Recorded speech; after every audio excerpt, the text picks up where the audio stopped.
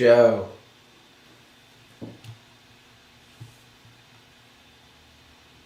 Hey, buddy, you there?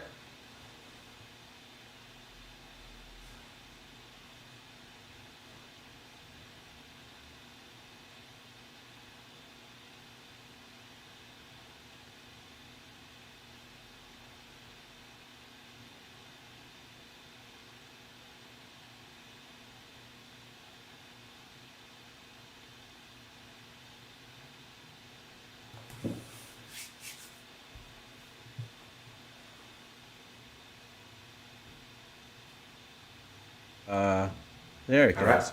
Uh, All right. Welcome again to Los Angeles Real Estate Reality. Guys, we're going to go through new listings, sold listings. We've got a new listing in Montecito Heights from us, Urban Hillsides. We'll talk a little bit about that. And then as well, our topic today is going to be about what they're calling low-rise housing and how, and I know, Darren, this has been a big sort of gripe from you, I guess, but how NIMBYism might be accepting of this new idea of low-rise housing, more density in single-family neighborhoods, which we desperately can compromise for sure. Yeah. Hey, Joe, I don't see us on video. Why don't you show our faces a little bit there for a Oh, moment? there we go. Yeah, cool, man. There we go. Yeah, thanks for finding that topic. It's a fantastic topic. Yep. You know, I dig it on that topic multiple times a week, typically. All good. Yeah. It's great. Yeah.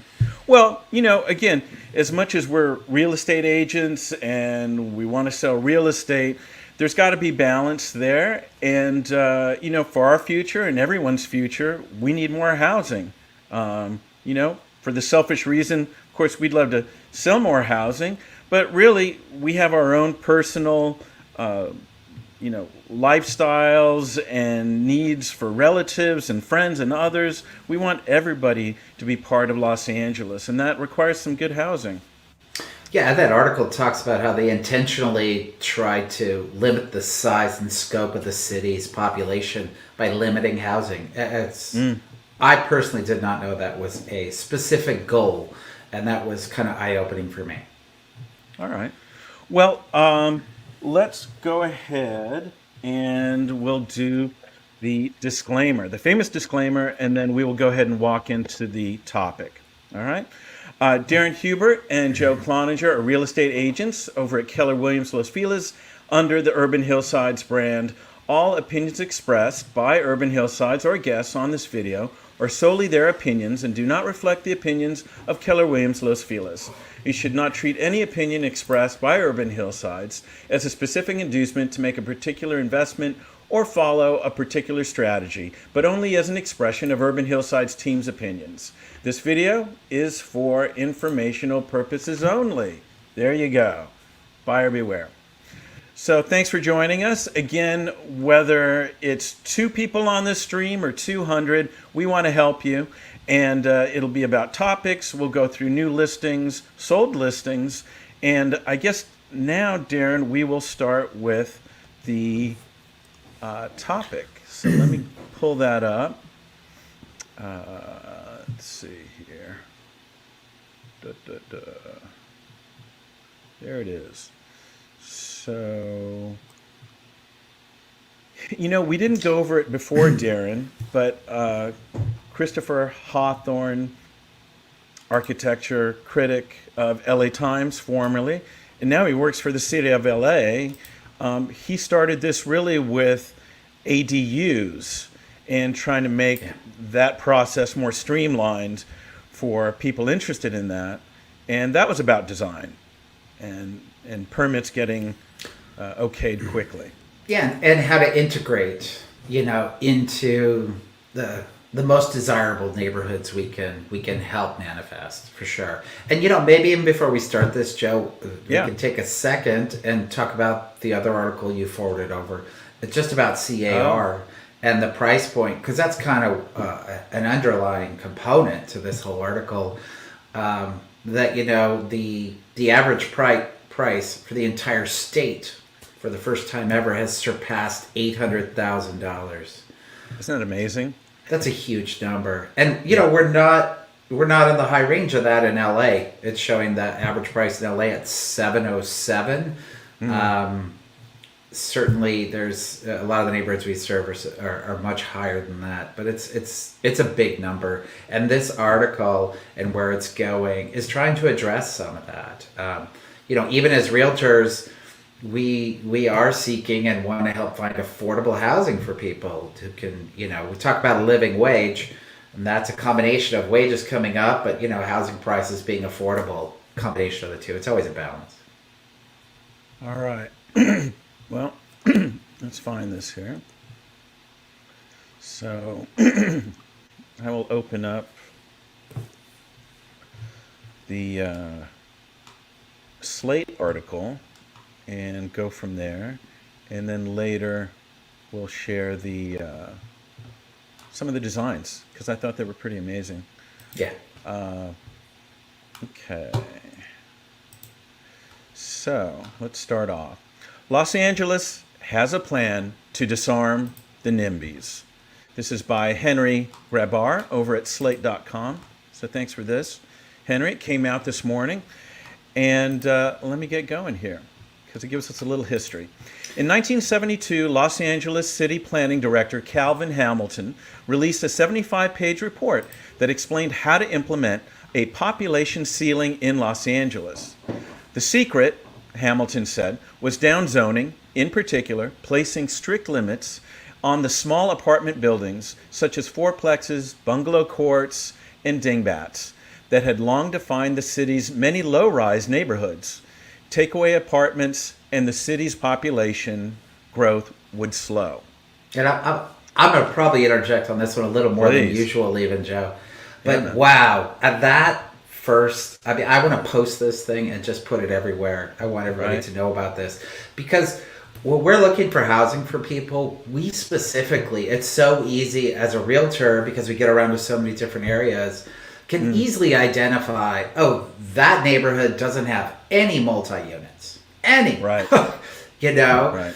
And then you go into other neighborhoods and that's all huge apartment buildings. So there was a little balance here with some upzoning, and my guess is that areas they considered maybe lesser desirable will upzone those. You can build big apartments, but everywhere else we're going to downzone.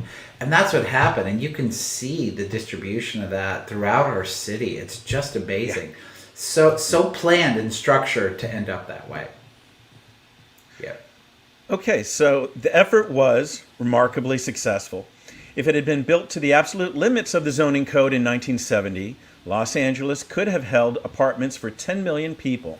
By 2010, the city's zoning envelope had been tightened to limit its hypothetical capacity to 4.3 million people.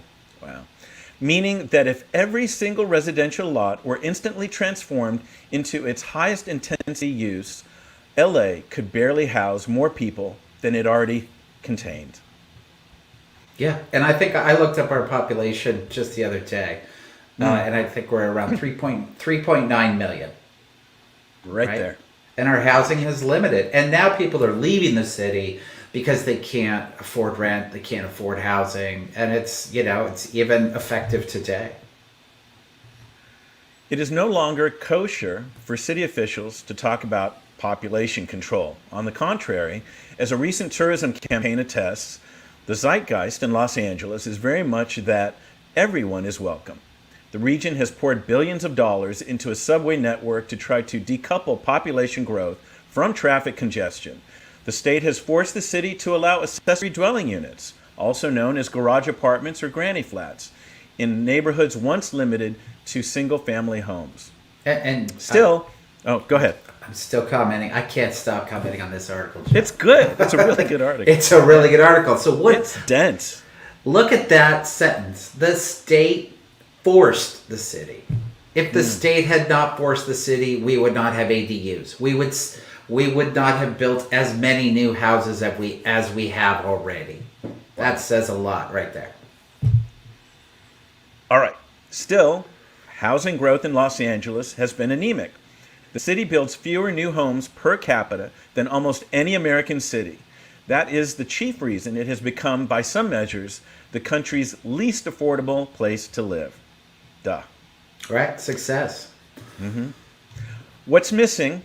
The low-rise multifamily housing that the city banned in the 1970s and 80s, which is why Christopher Hawthorne, the city's chief design officer, held a competition, Low-Rise Housing Ideas for Los Angeles, to solicit new blueprints for so-called missing middle housing. There's a narrative in L.A., as in many cities, that neighborhoods are changing too fast, but in reality, L.A. is changing less rapidly than at any point in its history, Hawthorne told me. A former architecture critic at the Los Angeles Times, and for this magazine, he plans to use these designs to win hearts and minds in the community forums where upzoning goes to die. Love that line, man. That's a great line. Really good. All right. Anything there? No. All right. The winning entrants, announced on Monday, are a reminder that multifamily housing does not need to look much different than single-family housing. Instead, these models weave apartments right into the neighborhood with understated architecture and clever use of space. In theory, these modest plans ought to take the neighborhood character argument against housing growth off the table. Then again, the whole dialectic of NIMBY versus YIMBY, Hawthorne contends, doesn't accurately describe the situation on the ground. When we actually talk to communities and neighborhoods, we find most people are in the middle. A lot of recent scholarship has clarified historic issues, such as single-family zoning's legacy of racial exclusion. Pandemic and wildfire have clarified others. Most people are ready to say our approach of land use and zoning in low-rise neighborhoods is not a sustainable pattern for the 21st century. They just need help visualizing what change looks like. All right, positive. Anything there? They characterize the look and feel of the neighborhoods. There's obviously two components. That's one. The second component that is just overall density, because more people will come in, and it's unavoidable. It's necessary. Then again, hold on. There are 4 categories in this competition. The redistribution design by a team from the United Kingdom explores carving up the landmark Schindler House. The winning subdivision submission by a group of LA-based architects rethinks the city's back alleys as the type of narrow, quiet residential streets you might see in Japan or the Netherlands, or Boston or Philadelphia. All right, let's see some of this here. We'll go look at it later. My favorites are the designs for the fourplex and corners categories, each of which pushes beyond what's currently permitted in most of Los Angeles, answering the low-rise challenge with clusters of little buildings on each lot. The fourplex design by the LA-based Givning and Studio MLA flips traditional domestic architecture on its head, putting bedrooms on the ground floor and public space on the second floor, ensuring light-filled living spaces on a crowded parcel. The Corners winner, by Brooklyn-based architect von Weissenberger, proposes adaptable units in a flexible pattern that preserves existing trees. Those buildings enclosed a central courtyard for residents in the style of an old bungalow court.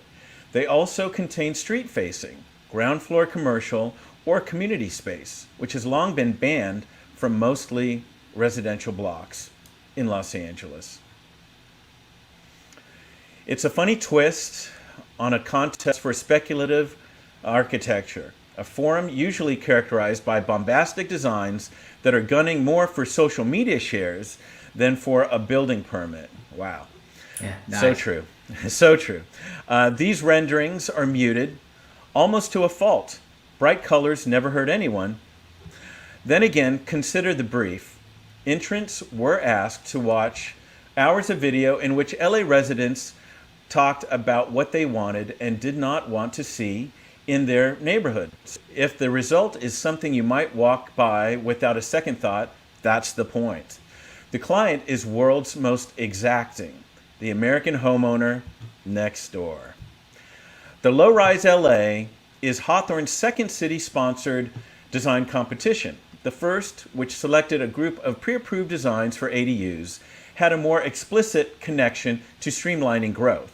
Most of the low-rise winners would require various changes to city law to be allowed in most places, such as relaxed parking requirements, smaller lot sizes, and mixed-use zoning. In short, they're illegal. So far, Los Angeles politicians have not shown much interest in the Missing Middle program. Maybe these designs can build support for local policy changes, but the more likely venue for housing reforms is in Sacramento, which has abolished some of California City's rules that limit housing choice, like those banning accessory dwelling units, and is taking aim at others, including parking requirements and apartment bans.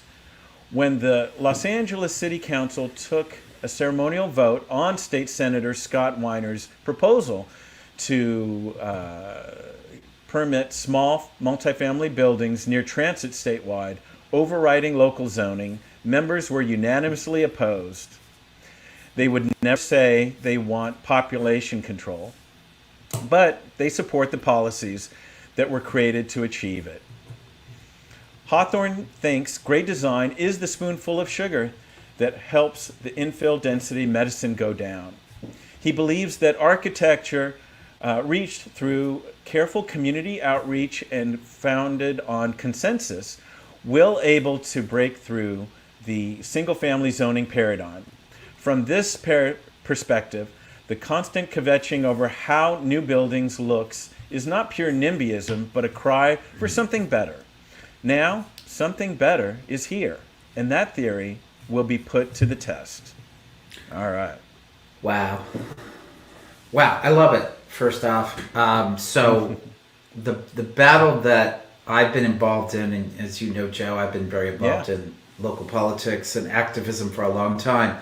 And I felt I had to walk away from a good portion of it because I felt somewhere along the direction this is going, I was in many conversations with developers bringing plans, and it was like, it's just big, it's just ugly, let's find something that integrates into the community, that fits with the terrain, that works with the hillsides, because a lot of the areas we serve are hillsides, you know.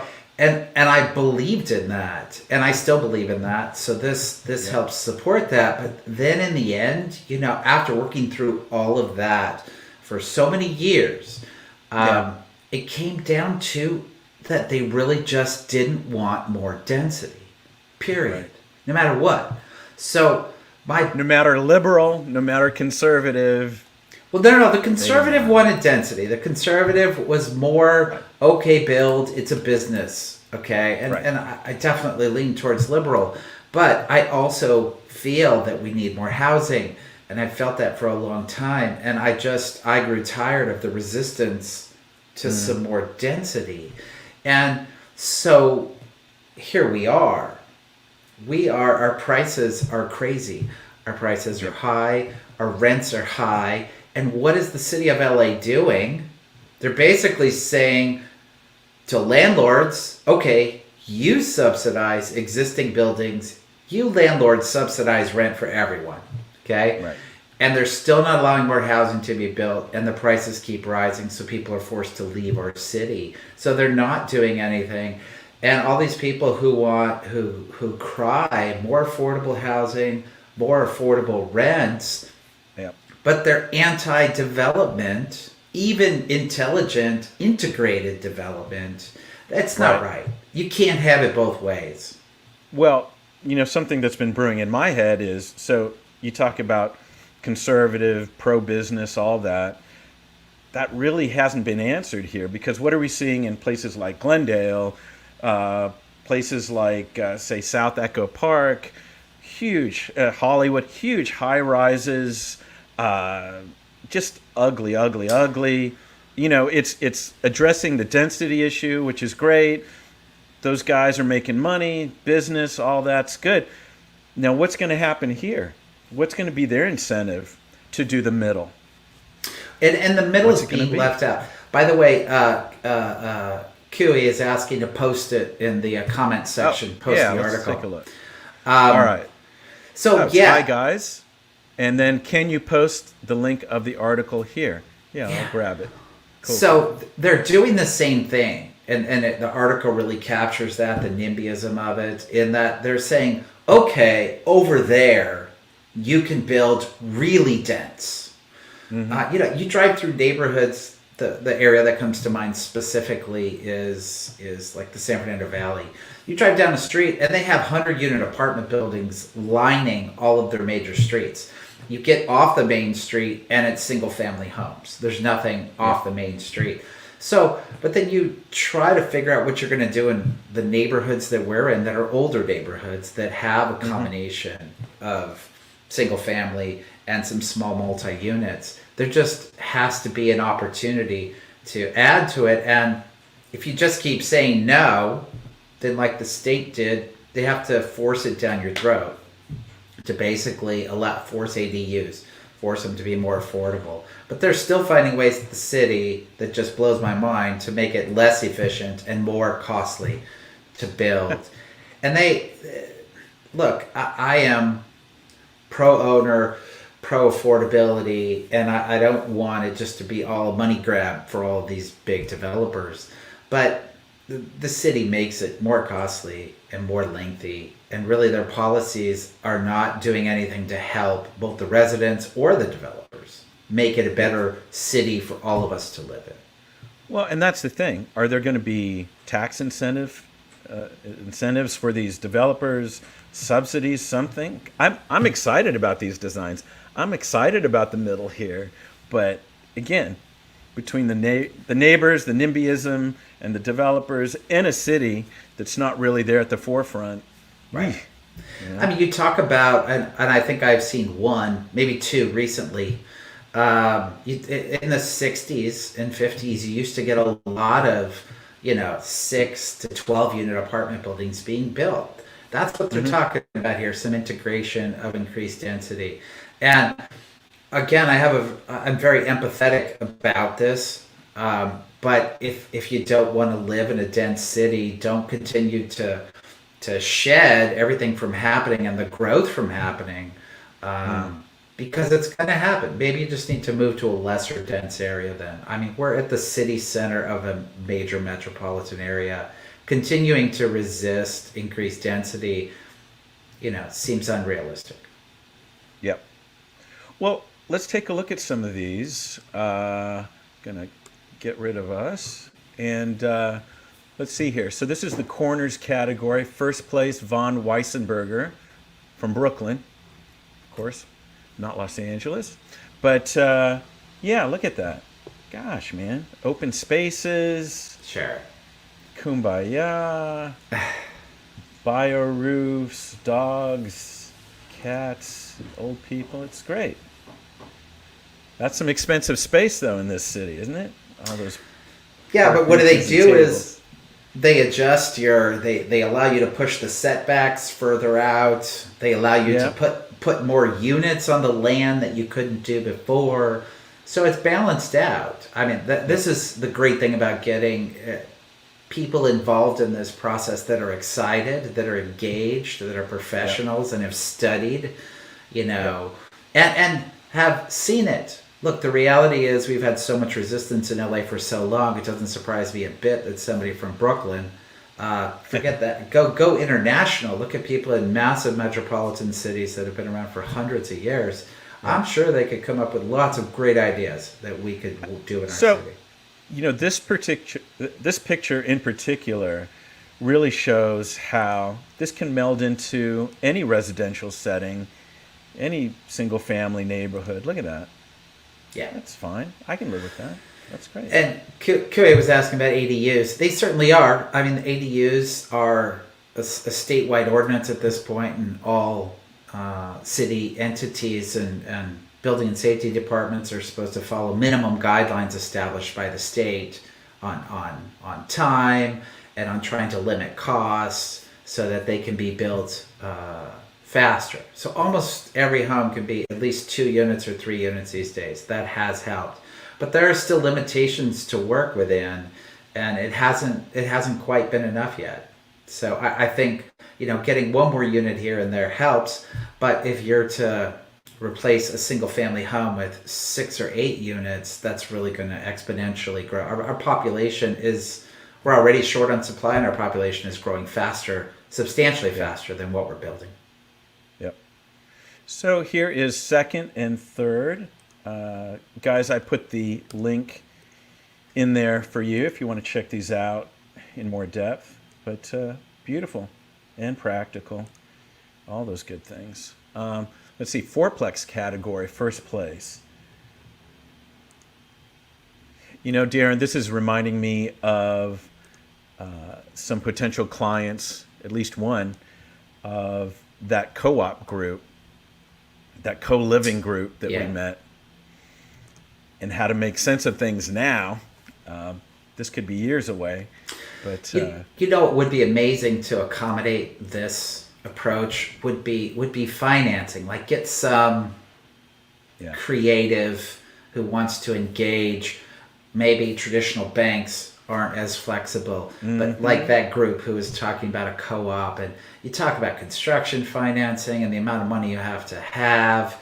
And look, the majority of your average citizens aren't going out and building spaces, but if there were other options for financing and maybe architects to assist them and build out their spaces and see the opportunities that exist, maybe more people like that would get involved and create their own little community or sell them off. TICs, stuff along those lines are becoming more creative, and that's a separate element of financing that then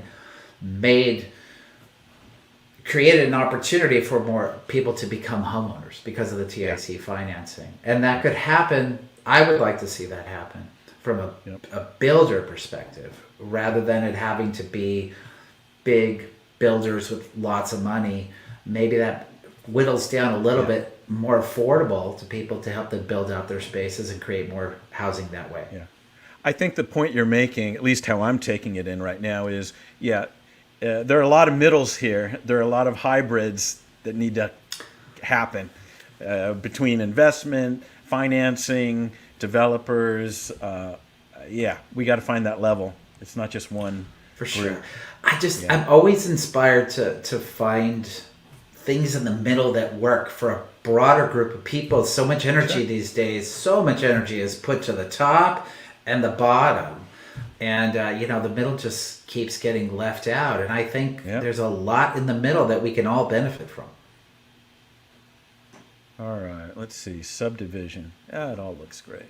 All right. So this is the alley idea. European, Japan. Totally. I mean, look, I talk about future retirement. I loved being in the...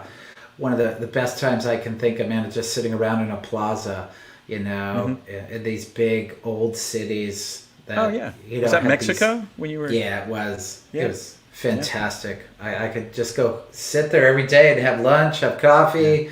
You get to meet people. Yeah. There are resources available there to you, and it's just relaxing. It's so nice. Well, just looking at this and what you just said, the Nordic countries certainly have this more together.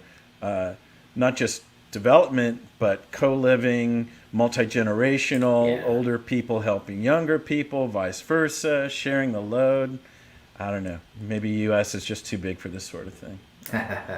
Well, you have to take a larger area. Like even the plaza approach to living, you had to integrate the commercial and the residential, but then you cut down on traffic. You didn't need cars, so you could get more structures in there.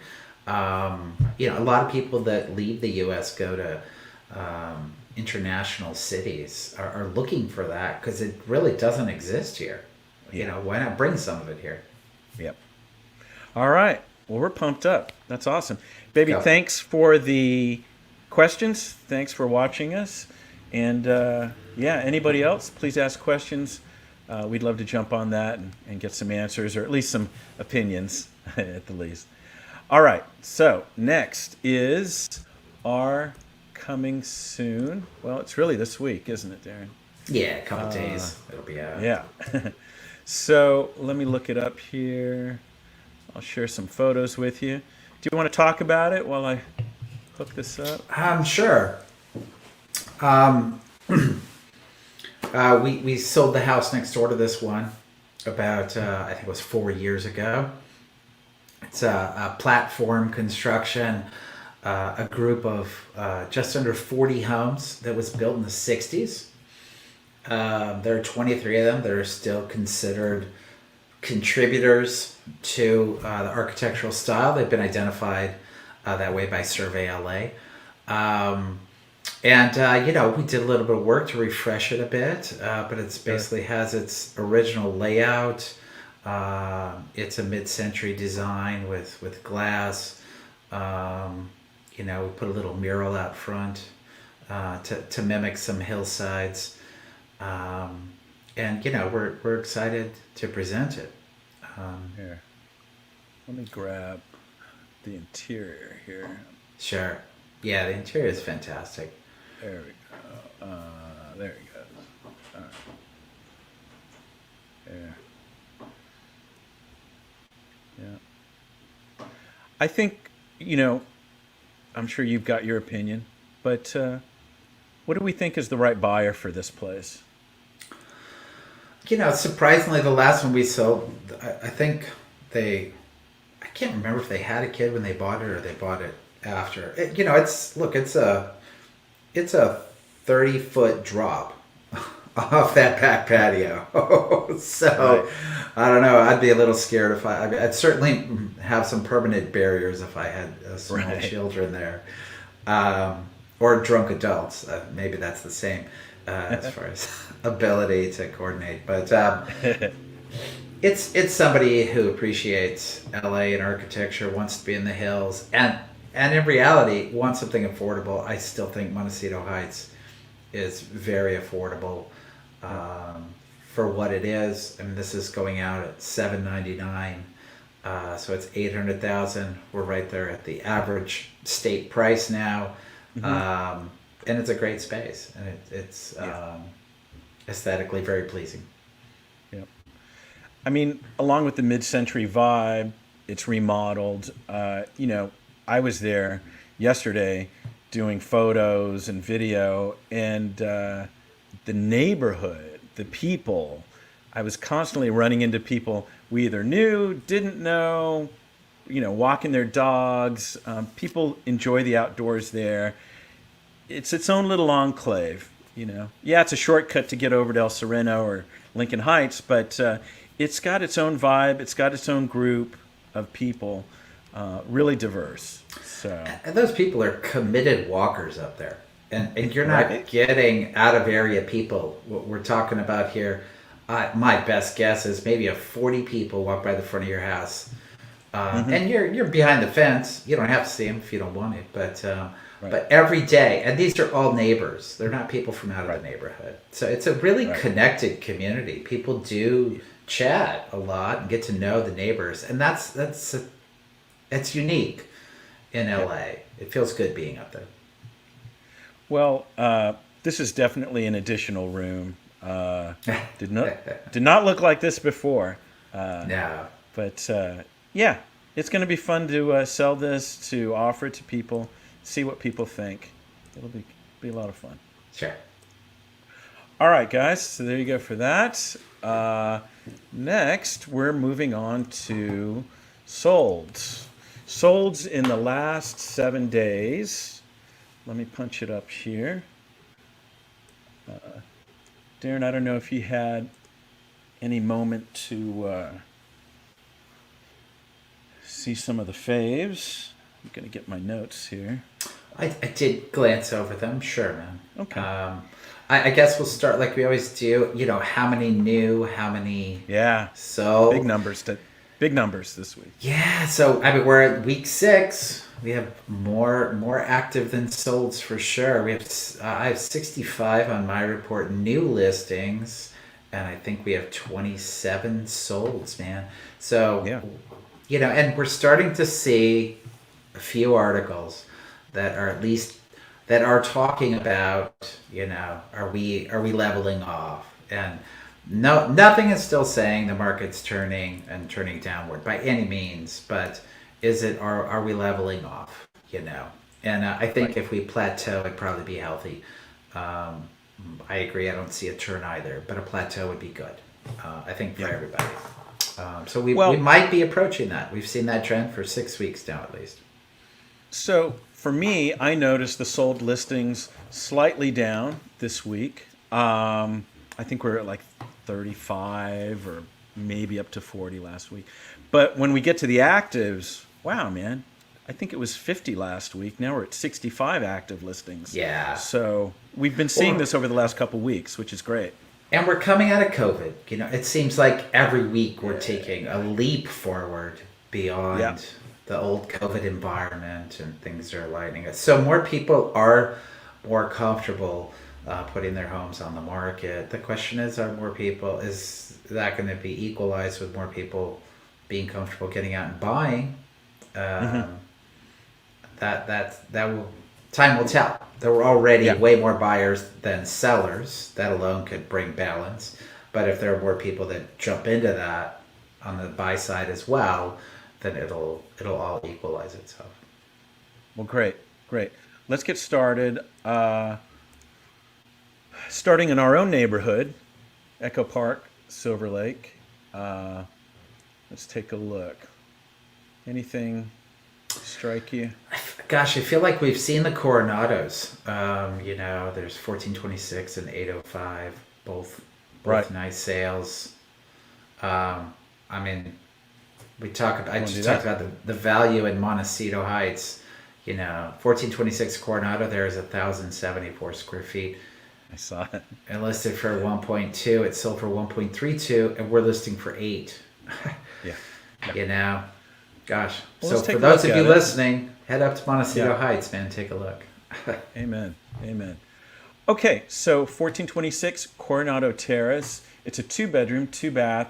Like Darren said, 1,074 square feet on a lot of 4,999 square feet, sold for a whopping 1,320,000. It had 10 days on the market. It started at 1,199,000. Let's see the pics. All right. All right. Boom. So it's got the nice Spanish thing. Private.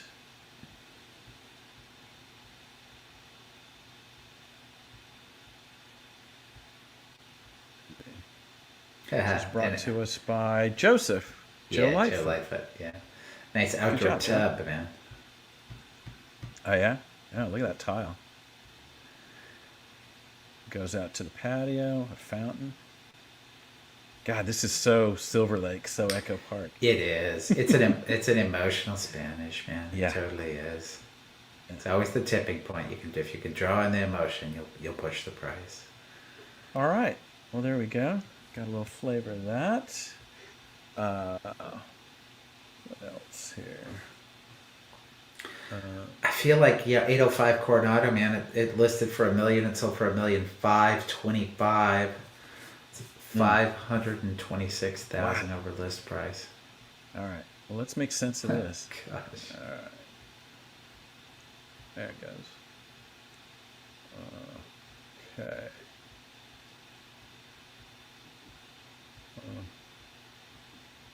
All right. Boom. So yeah, 805 Coronado Terrace. It's a two-bedroom, two-bath, slightly bigger than the last listing, 1,364 square feet on a 6,998 square foot lot. So bigger lot. $1,525,000.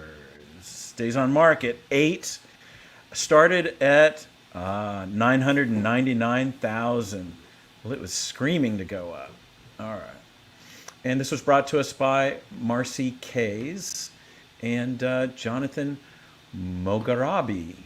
We just met them over on Highland Avenue. That was theirs. Well, good job, guys. Any comments here, Darren? Emotional again. Wow, certainly this is I think both of those, both the Coronados, but this one particularly was somebody who lived in this space and probably thought about it a lot. It's not one of those, let's get it ready to go to market and do some work. Yeah. Maybe some things were done, but some spaces, when an artistic person lives in a space and they do it over time, they really learn to maximize and bring out the most potential. And this has that feeling. Yeah, character floors, character. Yeah, I mean, it's everywhere. Yeah. It's awesome. Yeah. Okay, great. That's what $1,525,000 will get you. Let's do Benton. 1504 Benton. I looked at this, considered it for a client. It certainly seemed like a great deal at $849. Hold on. Oh, there it is. 1504. Yeah. Okay. Yes. All right.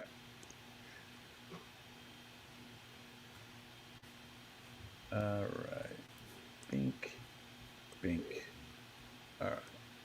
So 1504 North Benton Way, 3-bedroom, 2-bath. It's 1,606 square feet, and on 4,102 square foot of lot. $1,210,000. Wow. Days on market 12. 849,000 starting price. This is brought to us by Patrick Crane and Lorraine Getz over at LA Property Solutions. Yeah. Local agents. All right. So, not a lot of effort put into this property to Not get it at ready all. for sale, to say the least. They cleaned it looks like. And $1,210,000, man. Price went up $360,000 as a fixer. You know, Do you see the potential there at $1,210,000? 1,600 for square our feet client, in that neighborhood. investor or just owner? Buyer? No, that's an owner. I mean, it's Okay. gosh, so hard these days for an investor to get anything, Right. because there Not are at so all. many owners out there willing to take the chance and take on the projects. That's the struggle of being a buyer these days. So, yeah, I mean, we last week or the week before, we were commenting on a sale on Benton that was like $2.5 million. So, and it's right in the same pocket. So they can build out. They've got an alley access there. They have an ADU conversion prepped on a garage, or just a. Right. I mean, so the neighborhood commands double this price. So who knows who bought it? Yep. Okay. Well, congratulations. All right. Hold on, guys. A lot of quarterbacking doing this. I'll get used to it someday. You're the quarterback. You should be doing that. Sure. Let's do Park Oak. All right. Which one? 2458 Park Oak Drive. Okay. We'll drop one in Los Feliz here. Park Oak. All right. Oh, beautiful. I'm always impressed with when somebody really does good landscape lighting. It doesn't quite happen that often here, but this is an example of that. It really makes a house, it improves a curb appeal for a house. Combination of landscape plus the lighting. Yeah. Okay, so 2458 Park Oak Drive. It's a 4-bedroom, 4-bath, 3,429 square feet of living. Great. 10,638 square feet of lot. 2,772,000 won it. And it started at 2,995,000. So a win of sorts for the buyer. It was on the market quite a while, 111 days. And brought to us by Corey Nelson, listing agent. Congrats to you, Corey. But yeah, wow. Well done. Nice finishes throughout. Nice nicely proportioned bathrooms and decks. Wow, look at that, man. COVID ready. Yeah, it's fantastic. All the spaces. Yeah, even the garage is all built out like a gym, and you know, it's a nice house. I don't know if it was remodeled, but recently, but it's well done. Whenever it was remodeled. All right. Well, good job, guys. Very private. I love all that bamboo and all that around the perimeter. That's great. Okay, next. All right. What else? You want to get into Let's go on. Eagle Rock, Highland Park? Let's do 46. I think this may have been one of our first 1729 North Avenue 46. Maybe one of the first ones we attempted to project the price, but I don't know if you have those numbers in front of you. Let me give you one more thing to quarterback to. All right. That's all right. There. No. That's all. It's all about entertainment. Okay, so this is 1729 North Avenue 46, as I look. It's a 3-bedroom, 3-bath. It's 1,240 square feet. Sold for $1,380,000. And let's see, started price $1,047,000. Okay, days on market 13, and good sized lot 7,447. This is brought to us by Charlie Clark. Well, let's give me a moment here, man. Let's see. Yeah, it's a great house. It's really well done. The finishes are nice. The layout's nice. Nice patio in the back.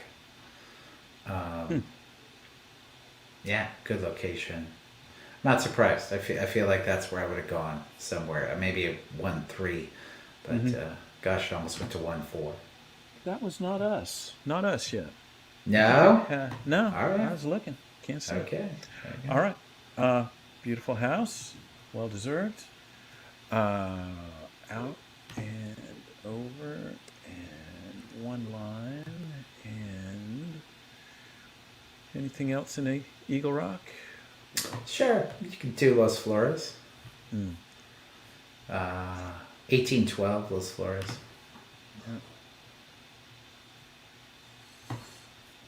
Okay. Okay, 1812 Los Flores Drive, a 1-bedroom, bath, Small. 728 square feet. Wow. On a 5,000 square foot lot. That's nice to hear. Sold for $845,000, started at $806,000. Days on market 17. Congratulations to Barbara Kalergis. And that's it. Barbara Kalergis. All right. Wow, man. So this is a build out for sure. Plus it's got a little bonus, which looks like it may have been a garage, but it's finished. It's drywall. Flat. It's beautiful. It's a good enough size lot for sure, man. Somebody could buy it and build it out in the future. Yeah, and flat helps for sure. Yep. And a little ADU action, there it is. Yeah, exactly. You could formally make that an ADU, assuming it may have been a garage. Right, now it's a non-livable space. Right. We know about that. Yeah, we did. All right. One line report. Back to Eagle Rock. That was kind of it, huh? Yeah, there's less to choose from for sure this week. Okay. What about Highland Park? Let's see. Is that it? Yeah, nothing. There's one in Glass House. You can do Burnell. That looks nice. That sold for $540,000. That might be our winner of the day. Yeah. All right. Oh, that chair, man. That chair's making its way around. I think we all just borrow that chair and we pass it. There's one in Montecito right now. All right. 1853 Burnell Drive, 3-bedroom, 2-bath, 1,643 square feet. Sold for $1,600,000. And nice lot, 7,488. Started at $1,068,000. Wow. Days on market 10. And this was brought to us by Edith and Liz. Yeah. Hi guys. Good job. This this house is it's a good neighborhood and it's okay, and all I can assume, like, they probably got an extra $100K for putting in that enormous two-sided window at the top to like fully take advantage of that view. Yeah. Yeah. It's all about the view. Yeah. It's hard to believe it went that far over. Yeah. Wow. All you West Siders and New Yorkers. It's often people not from the area buying here. Yeah. It's the case, for It's sure. hard to afford that. It all seems cheap to them. Yeah. All right. Well, congrats to everyone. And that's worth pointing out often, Uh-huh. and we talk about that as the market continues to spike always, that Yep. it's people coming from higher priced markets. We talk about people leaving LA, and they're basically leaving to go to a lower priced market, and they show up in other markets and they're like, phew, 600,000, I'll buy that all day long. Yeah.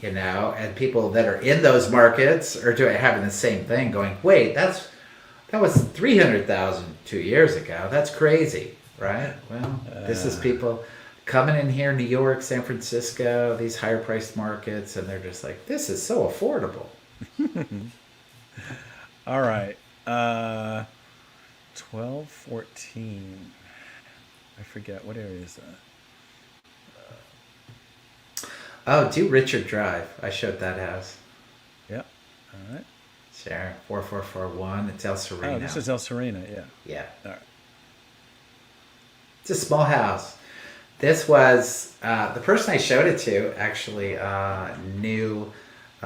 went to school with the guy who owned it, and he was kind of a self-builder. He kind of remodeled it over time while he lived there. I believe he was an architect. He did a good job.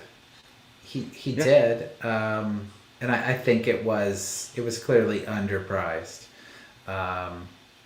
So 585 is just unheard of, completely unheard of. So it went up to more of a market price at 780.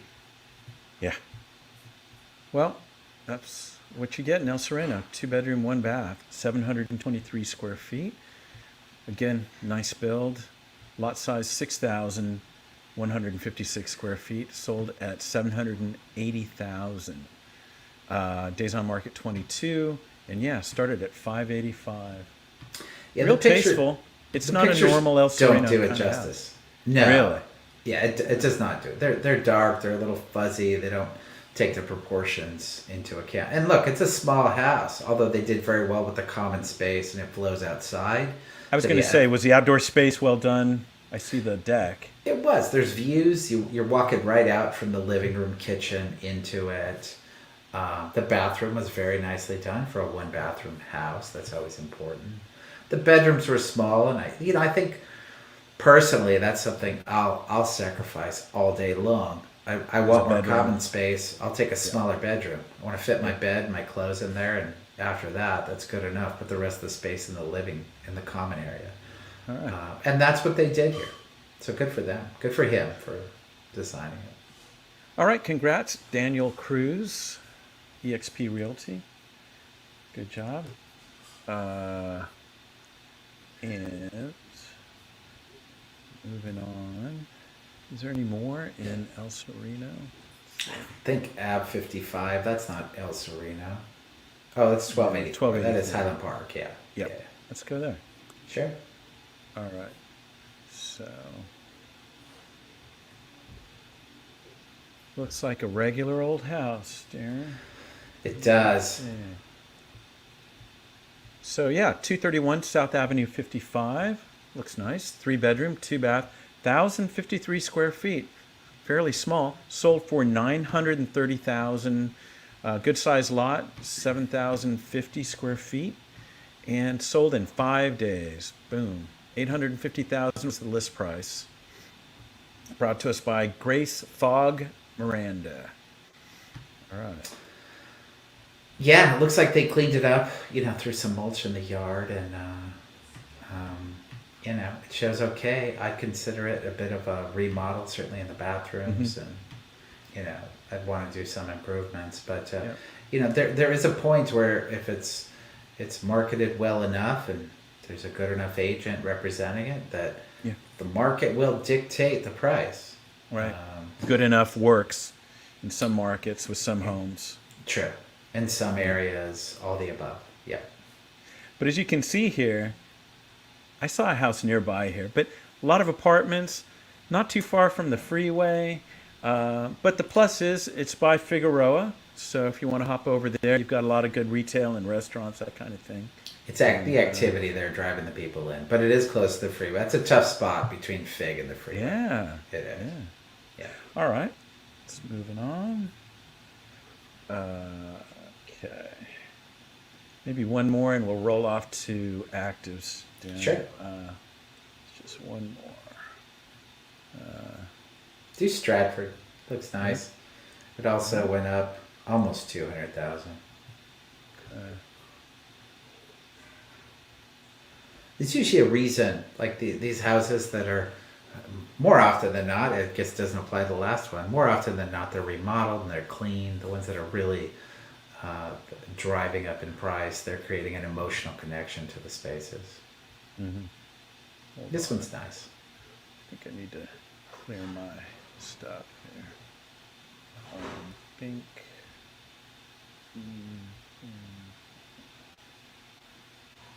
Try again.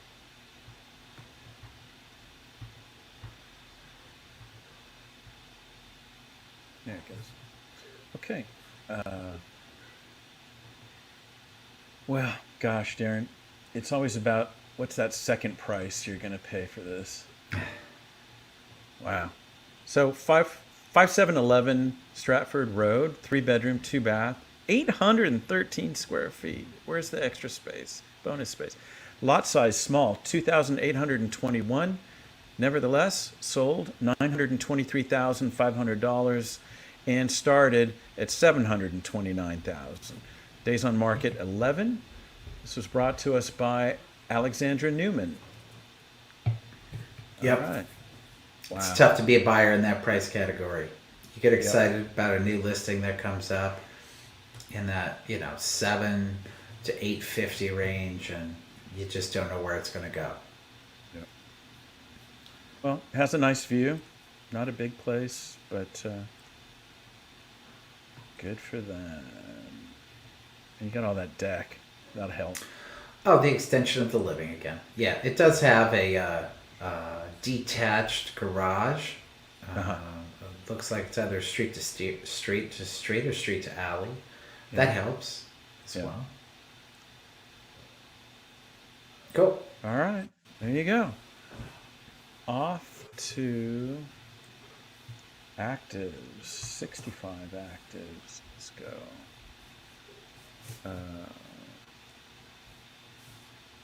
We have a comment. Emmy Suji with a thumbs up. Thank you for that, Emmy. A fan. Thank you, Emmy. New listings, 7 days. All right. 65? No, 70. All right. Oh, yours jumped. Yeah, that's great.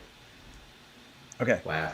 So we'll strike it by our neighborhood first. Sure.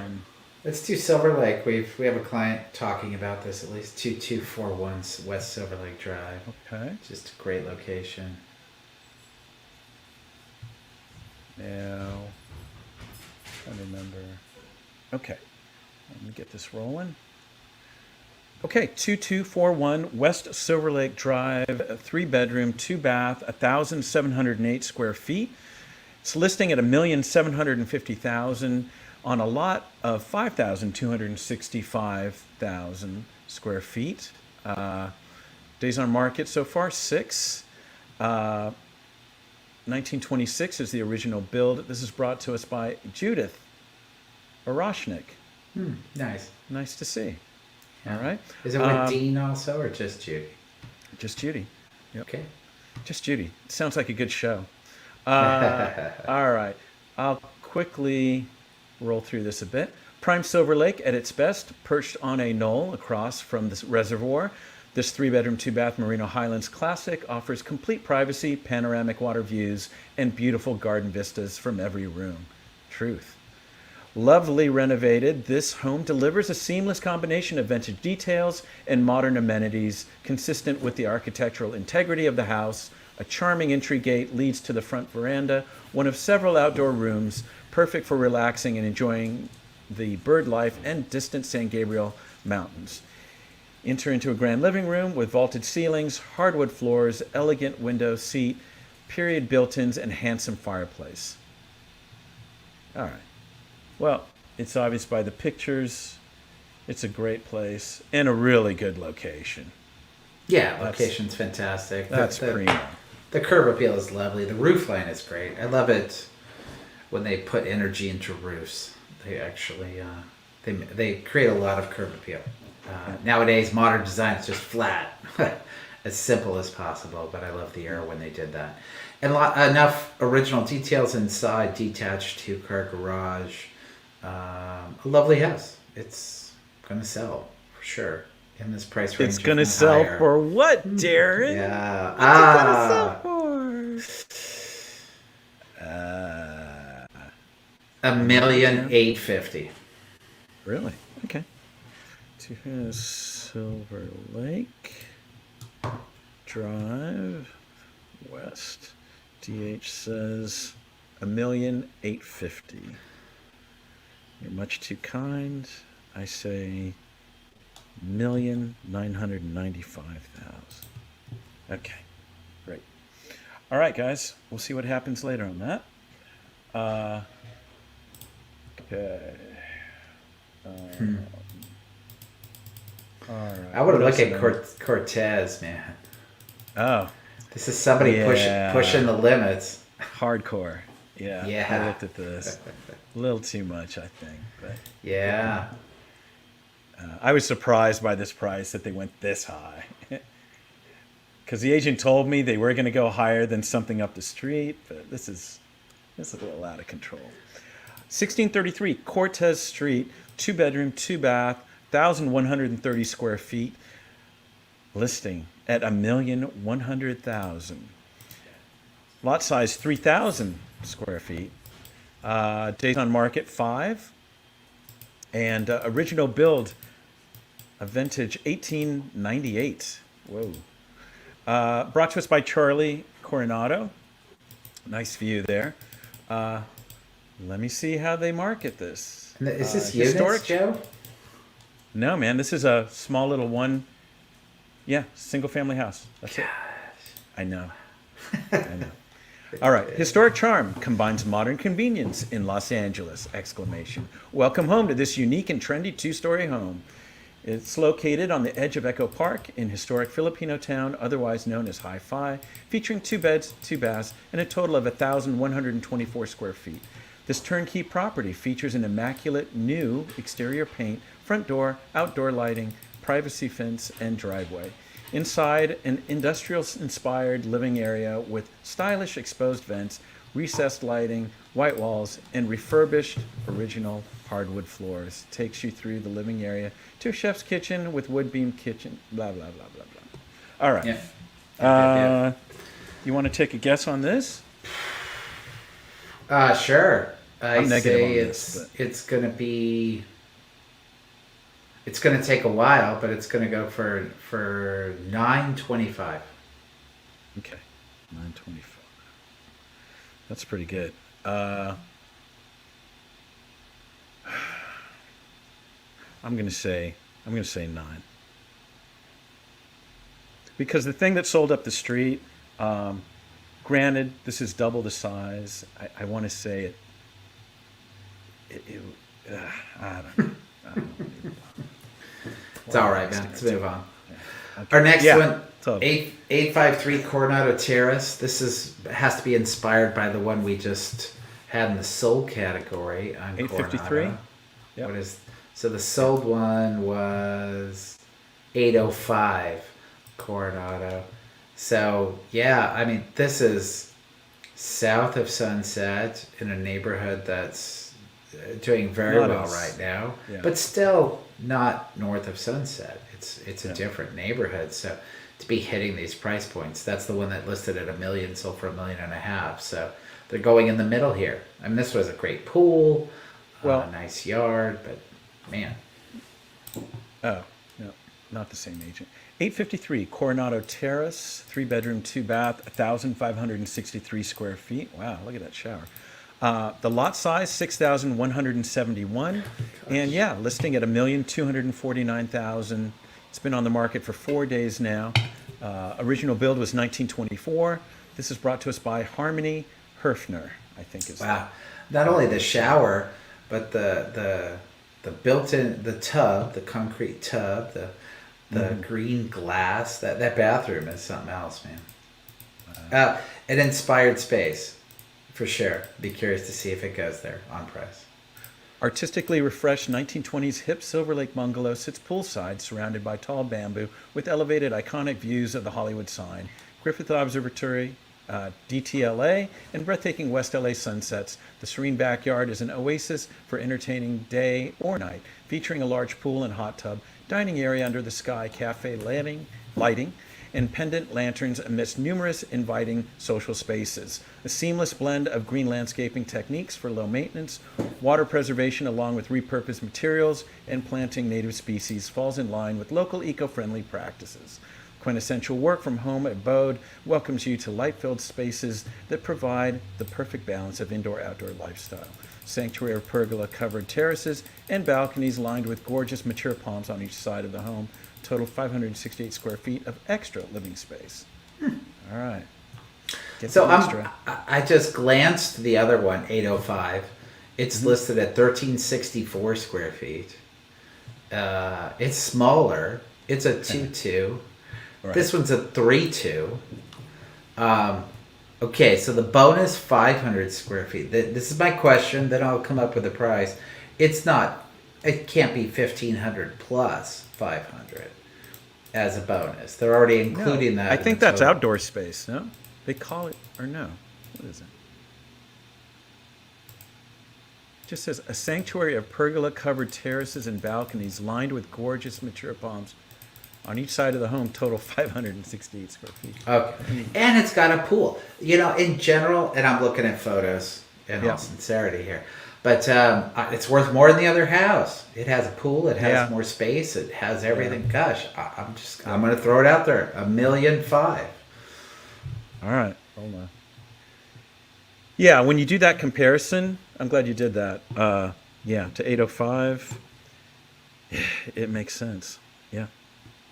Coronado Terrace, DH says $1.5 million. JC says $1.6 million. Now, clearly, there are things, you know, that we may, if we actually saw these two in person, that we might go, oh, no way. But if we're just looking at numbers on paper and understanding the neighborhood, it's a better house than the old. Yep. Yep. Wow. Okay. That was a good one, Darren.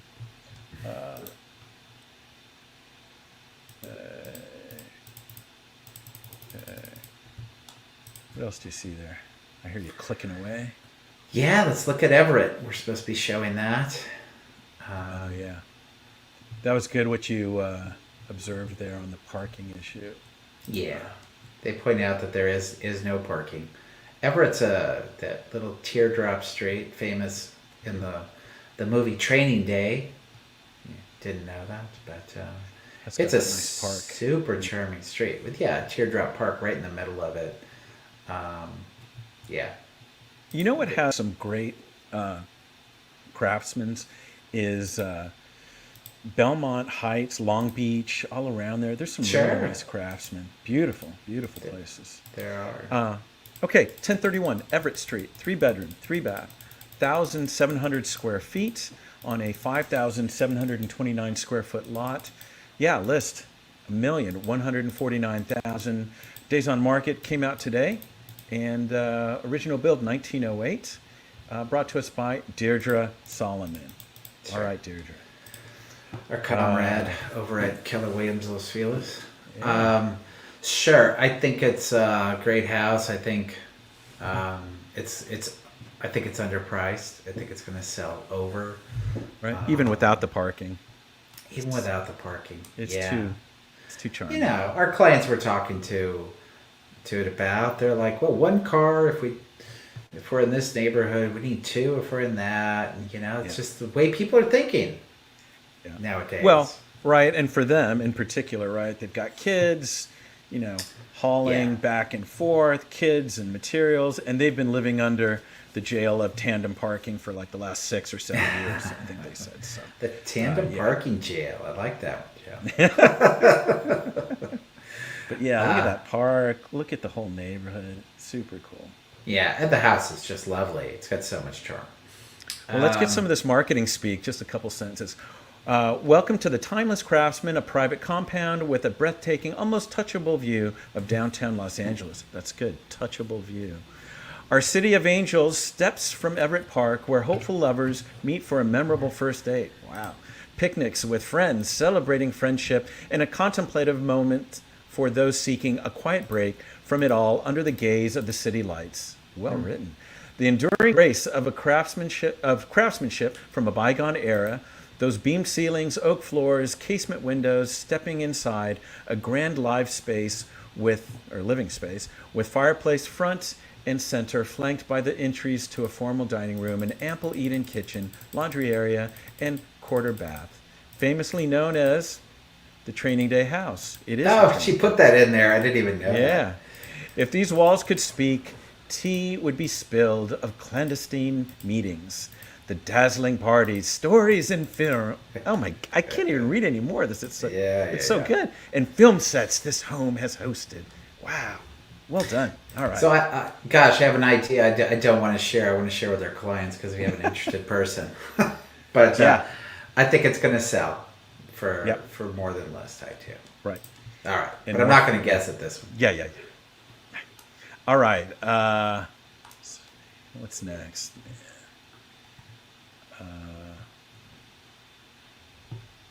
Oh, I like rotary. I just like it's similar to our mid-century I was roof looking at line. that. Oh, it's Okay. 2 million. Yeah. Damn it! All right. I'm such a value seeker, Joe. Yeah, well, we need to raise our price in Montecito Heights, Darren. Obviously. Okay. It's a lot of 1756. What? a lot of house behind that small roof line. Look at that. I know. 1756 Rotary Drive. It's a 3-bedroom, 3-bath, 2,085 square feet of living space, 7,649 square feet of lot for $1,990,000. Days on market 5. Original build 1947. You see that. Brought to us by Robbie Moon of Moon Realty and Johnson Hong. So, I just like seeing new names every now and then, Joe. yeah. I really do. Yeah. Cool. It's a lovely house. Looks very clean. You can see right through it from the street out to the back view. It's a great neighborhood. Yeah, it's gonna sell for sure. That price would probably go up. Okay. I'm going to skip description because we've got 70 to look at. Yeah, we're not talking about 70 now. All I think we've got like 3 or 4 more in our right. on our wheelhouse here. Okay. Okay. Let's see. We're still in our area. There's so many. Want to go down? We are. Wow. Good Lord. Yeah. There's a lot in Area 21 for sure. Wow. All right. Let's go to. Oh, wow. Let's do Reservoir. That's our pocket where we sell a lot. All right. 2417 Reservoir. Oh, I think this is a small house. I think I know this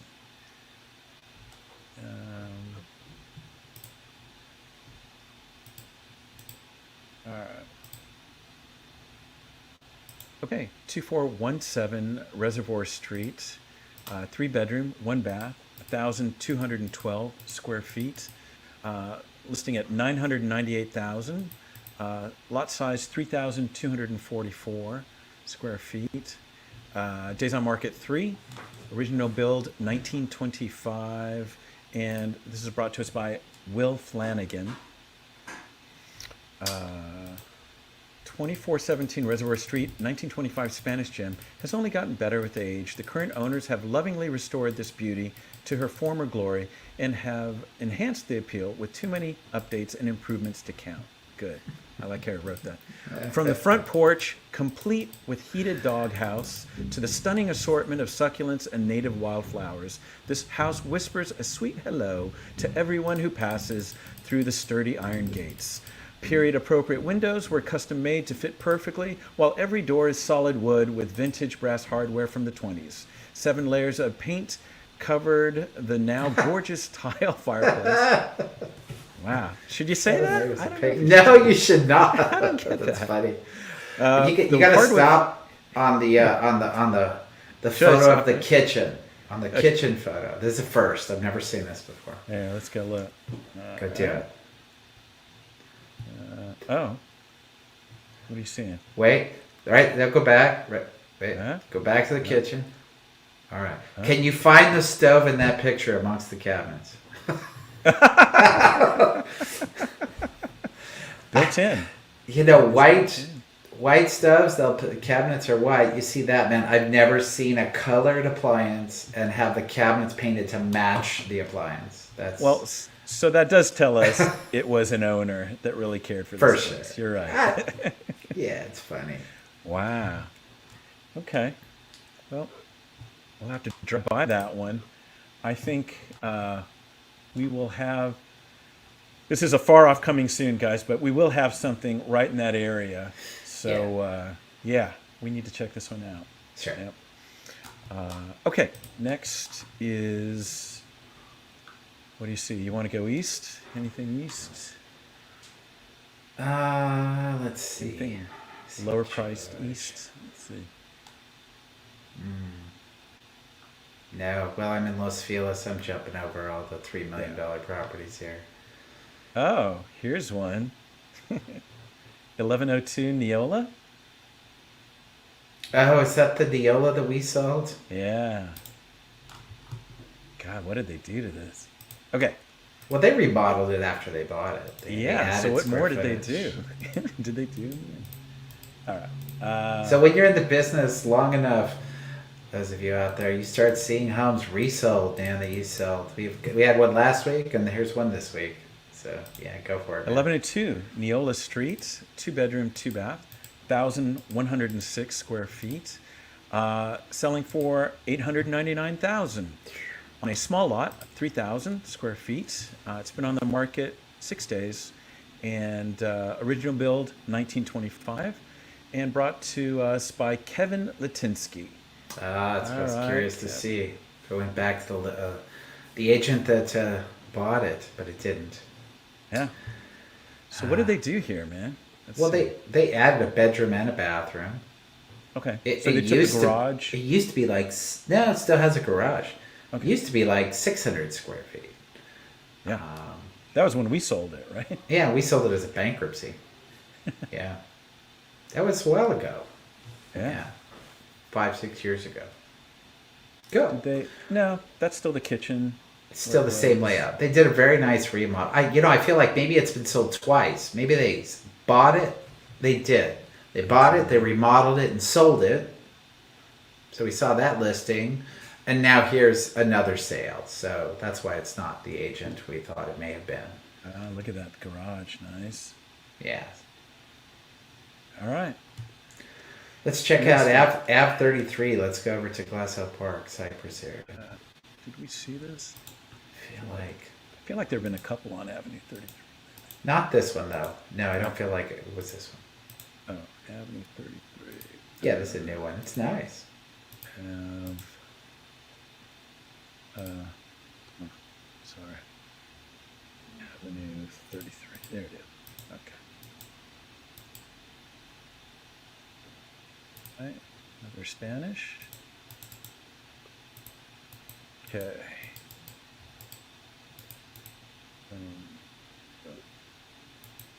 Okay, 2832 Avenue 33, two bedroom, two bath, 1,328 square feet. Listing at 849,000. Lot size 7,500 square feet. There's an HOA fee. Oh, 200. yeah. Ah, This is TIC. we That's what got it's gonna be. Then rickrolled. I bet you. Yeah. Days on market for original build 1931. Brought to us by da da da da Liz McDonald Sure. and Christina Brow. You got us, guys. All right. Yeah, boy. Yeah, but they're putting it under single family. It used to be put under condos. Yeah. Now they've been shifting some of that, particularly on the detached ones. But man, the prices of these TICs have Yeah. jumped. Creeping up. They Yeah. really are creeping up fast. Oh, Gosh, there it is. Two on a lot. Looks like. yeah. If you have a two on a lot detached, man, wow, that's the way to sell it. Yeah. Okay. Oh, I see unit 3. Oh, what is that? All right, let me read a little marketing speak. Spanish bungalow in Glass Hill Park. A romantic entrance through wide gates and under a canopy of trees winds to a 1931 Spanish bungalow. This quintessential California home feels like a sanctuary, surrounded by serene green spaces and a lushly landscaped private front yard. This spacious and idyllic re-envisioned home has been gracefully designed and styled by Matters of Space. Beaming with character, this timeless home features period hardwood floors, an elegant living room fireplace, a full dining room with built-in wood and glass cabinetry, and architectural assets throughout. All right. Well, good job.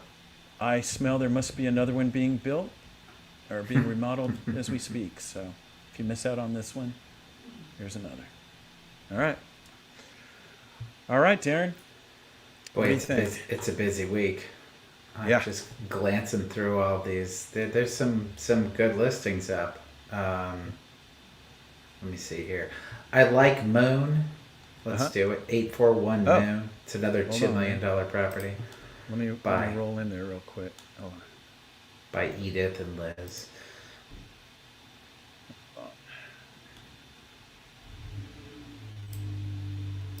on. Nope. Nope. And this one's a newer build, but I think it's been done well. It feels a little older. Okay. Getting there. So, okay, this is Moon. Okay. 841. Okay. Looks beautiful. Oops. Um, bear with. Okay.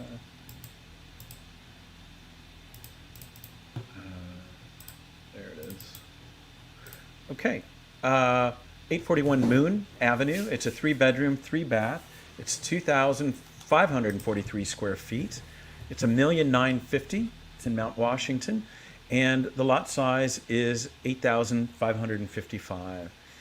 Days on market, 7. And original build, 2007, it says. Wow. Edith Rena and Liz Johnson, congratulations, listing agents. So, let's see. It's a new world after many months of social isolation.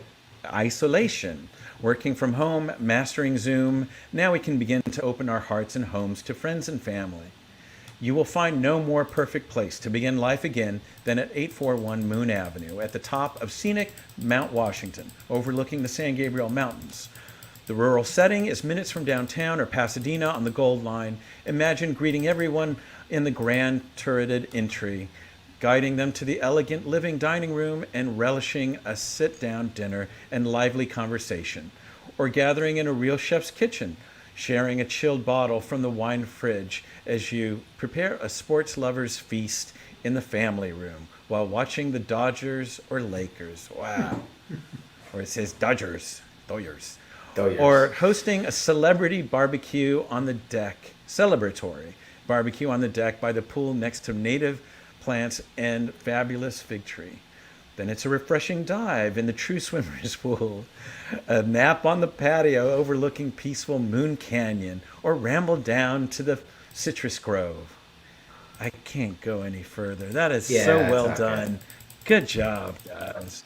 Darren, we got to up our game on the description for Montecito Heights. I'm feeling major competition. Good Lord. Wow. All right. Well, Well, I think we're good. There's clearly some other things out there. There's some value on 3140 Stockbridge and El right. Sereno at 700,000 with some upside potential.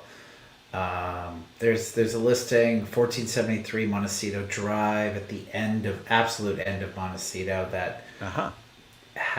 is a million three, but honestly very poorly done. 6 bed, Right. 6 bath. That was what we saw a couple 2,600 days ago, square right? feet. Going It down by was, the cul-de-sac. yeah. Just Got it. this is a developer who doesn't understand the neighborhood, but boy, it's a lot of house. If you have 5 kids and you need a house, this Yeah. there you go. There aren't a lot of 6+6s in the 1.3 range. Again, value in Montecito. Um, so yeah, good job. Well, first off, a good sign for this week is that one, we're busy. We have a new listing coming out, but we're also getting enthusiasm from Mr. Darren Hubert about active listings. I think we're pumped up this week. I think we're going to help some more buyers this week, man. Yeah, That's let's do awesome. it. Go. All right, guys. Have a great one. We'll talk to you later. We'll see you next week. Tell your friends, tell your enemies. Live stream. Here we are, Monday at 2. Take care. Bye. Bye, guys.